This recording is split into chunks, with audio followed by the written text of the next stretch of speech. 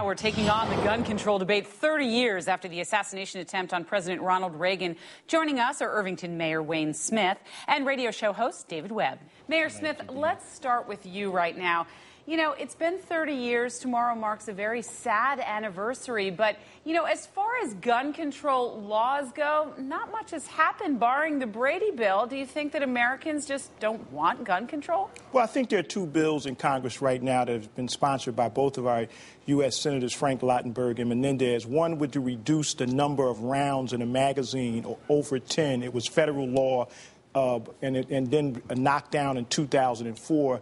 The other is to have the gun show standard apply to people who are buying as the same standard as the dealers. And the last thing that they're sponsoring it with people who are on the terrorist watch list should not be able to buy guns. David Webb, I know you've been listening closely to all this. What is it going to take for people like the NRA and yourself to support gun control laws? I mean, the shooting of Congresswoman Gabrielle Giffords, do we need more tragedies like that before your side, so to speak, would support gun control? Actually, those two things need to be separated.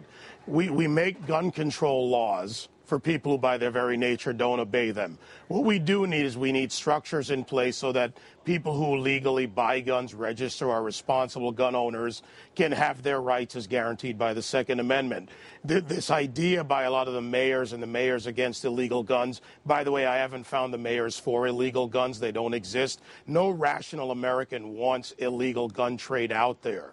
But we cannot just cut out the ability for people to have their Second Amendment rights by creating zones, ridiculous things like saying there's a law in Chicago they tried to pass saying you can't have a gun shop within 500 feet of a school or a city building or a federal building. Well, that took out the entire city.